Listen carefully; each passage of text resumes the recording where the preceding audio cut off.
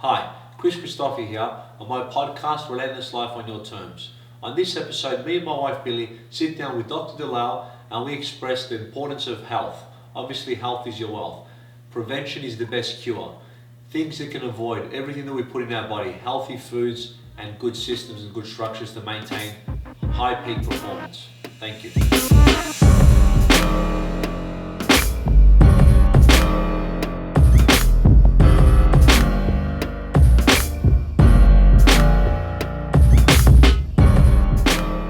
Hi, Chris and Billie Christopher here on my podcast, Relentless Life on Your Terms. Very important topic today. We're talking about health. With a good friend of mine, Dr. Dalal. We're here in Los Angeles, America. Doctor, thank you very much for joining Oh, us. it's my pleasure. I'm so honored to be your friend and to work with you. Now, I've known you for quite a few years, Doc. Now, you're very passionate about helping people in their health and obviously making sure they can perform at peak performance, correct? That's the main thing, really, is how to perform at your peak performance, which is amazing, yes. And yesterday, And it's possible, by the way. it is. Well, yesterday I came down, I felt a little bit unwell. You did something with certain creams and oils and you really picked me up and helped me, which you did also when we were in Hawaii together. So tell me a bit about your passion for medicine and your passion for helping people in general. Well, I came into medicine because my dad died from pancreatic cancer. That was really the main reason. My dream was to be an engineer because of my dad. He was a role model for me, and I wanted to be an engineer like him. But when he died from pancreatic cancer, and I knew that stress had to do something with it because my dad was under a tremendous amount of stress. He was at a very high position in the government, and it was a very stressful time for him. Also, I knew he's a smoker. Now, I was 15 at the time, and at 17, my dad died. He died from pancreatic cancer, which is very hard to treat, and he lived for 2 years, so I knew the faith. He had a lot of faith, and he started talking about angels and God, and he lived a lot longer, so I knew there's three things that I needed to find out about: stress, smoking, and cancer. They're related. And coffee drinker. He was a heavy coffee drinker, that was a turning point, and I decided I want to find a cure for cancer. At the time, I thought there's a cure for cancer, and that was wrong. There's no cure for cancer. It's just, I made many sacrifices to come to the U.S. I left two of my boys. You've seen my grandson. I have, yes. One of my babies were less than a year old, and the second one was 2.5 years old. I left them in Egypt for a year and a half in order for me to find a cure for cancer. When a year and a half later they came to the U.S., the youngest one would not come to me, and it was the most painful thing that any mother could ever see. Go back to his dad. Because he missed you, he was He did not even know who I was. So he would go to his dad and hug him. So it took about a year, a few weeks, for him to really get to know me. But would I do it again? Absolutely, I would do it again. You know what, that's passionate because back now you can have FaceTime and things like that. Like we miss our kids tremendously, but yesterday we had the luxury of FaceTiming and talking to them. Back then you probably didn't have these technologies, did you? No, what happened is, the phones, we couldn't even make the phones. You have to make a phone and wait for the phone to answer. So and it was $1 a minute. You know what $1 a minute is? Yeah, back then especially. And I left everything. I was a doctor, came here to clean homes until I got to medicine again. I was come from. You said you'd do it again in a heartbeat. Why? Why? Because that was my drive to make a difference, and now I can make a difference, and I am making a difference. But I thought the traditional approach of science is going to fix it. It didn't. I trained in pediatric oncology at Emory and St. Jude Hospital, and I see people die, even though pediatric cancer had better success. But the sequelae of it, they may have a second cancer. They don't have babies. They have radiation cause a lot of damage. So yes, they may survive, but they don't thrive as good. Some of them do. So after failure of my traditional paradigm, I said, no, I have to find something else. So I started to learn about different approaches. So I started to learn about anti-aging medicine, and the hormones, and then, even though I trained in all that. And then I went to understanding plant-based medicine, and then I went to learn about homeopathy. So I tried to learn about a lot of other modalities. And knowing all these, I integrated each one of these to really help patients, because every single one of these are tools that I could use to make a difference. And I understood more about the gut health and the power of gut health. But I also understood we're eating nothing but poison. So our gut is leaky. Our gut is not working. So between the cells in the gut, the food is partially digested, so it gets absorbed, partially digested. Your body thinks it's a foreign thing to it, so you start creating antibodies to it. So you start having autoimmune disease, but people call it autoimmune disease, but why? It's because you have, instead of having a fully digested material, which is the basic, like protein, have to be amino acid in order for you to be able to absorb them. But if you have a gap and you have polyamino acids, it's not considered by the body except an invader. So your body is going to create an antibody to it.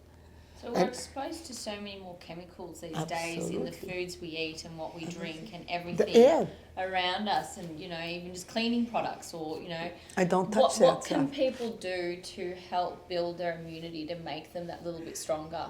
Prevention is better than cure. Of course, I love that. And it's cheaper. I mean, I hate to say cheap because that is nothing cheap, but it's cheaper and more wiser to prevent a disorder than to cure it. It's a lot more expensive. It's a lot more painful. It's a lot more draining to cure. So if you prevent, it's you do small steps. Eliminate the toxins. I think people don't understand that. I think that's the biggest thing, that people think, I don't have time to cook food at home. I don't have time to go to the gym. But if you don't do these things, how much time is it going to cost you down the track to be sick? I mean, your health is the wealth, and I said that to everyone over and over and over and over again. And actually, I had a TV show about your health is wealth for years ago, and for many, many years. My job right now, and job like you and all of us, is to raise the awareness, is to show people. And it's a beautiful thing for me right now to say my age. I love to say my age because I can outrun any single person in this room. And I am 66. It's not about just being beautiful and saying what, but I can walk better, and I don't even exercise much. But I maintain my mitochondrial energy. I try to restore the health of my gut. I try to really use nature, because nature has all the answers. It's just how to really put it together in the proper way and understand the wisdom of the past and manipulate. We spent a bit of time together in Hawaii as well, and you believe it, and I believe a lot in energy. And Billy's been reading a lot of books for me about the gut being your second brain, because obviously it's very, very important, and it's got very similar things to your brain. And she's trying to help me with all my issues that I had with my gut, and I find it very You are a very blessed man. I am a blessed man. I remind him every day. It was Ladies' Day yesterday at the conference, so we're doing that number. There's 70% ladies, so there you go. But it's very important, and energy is obviously very important, and food that you eat, because I know Billie places a massive emphasis on food in our family. I could see that. What she does, what she cooks, and I think what you said is important. Raising an awareness and an education is paramount to people knowing what they should eat. And you mentioned cancer as well. It's been very, unfortunately, prevalent in my family. I've lost many of them. My cousin was 37.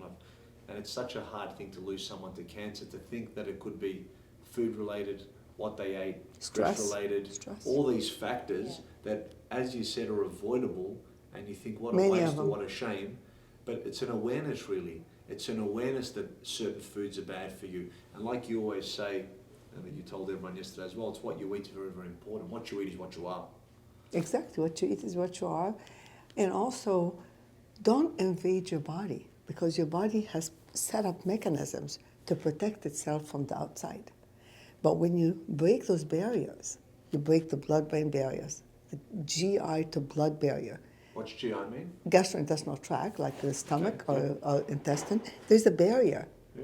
Nothing can be absorbed, nothing, unless that barrier is broken down.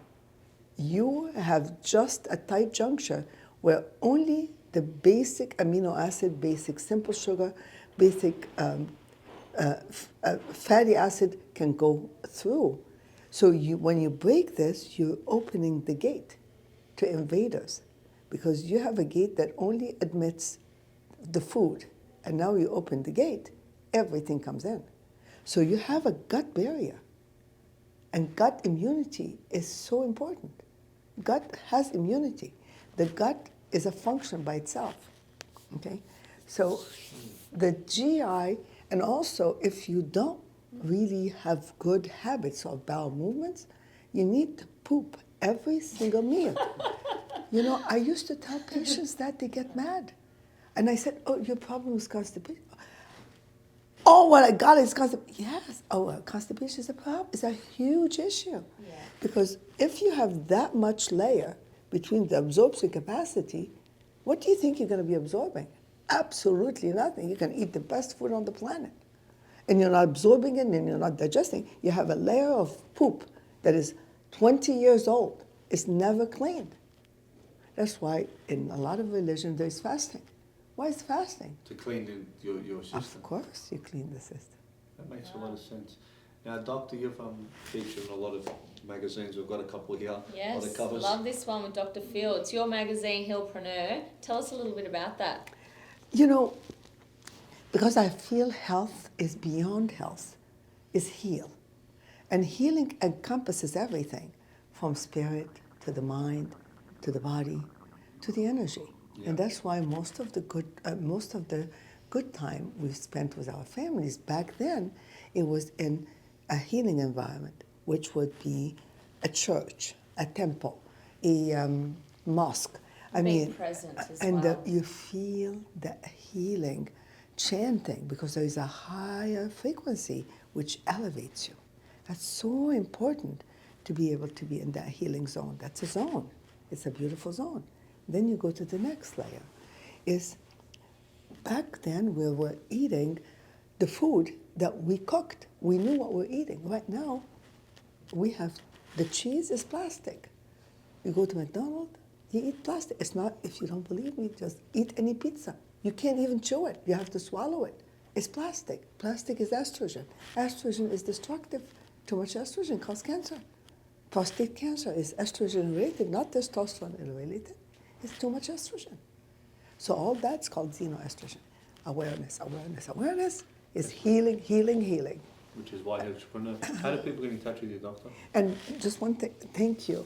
And preneur means the business of healing. Because if you don't conduct anything as a business, you're never going to succeed, and you're not going to help others. So entrepreneur, healerpreneur. Yeah, it's a healpreneur. Which is it. Which is what you said.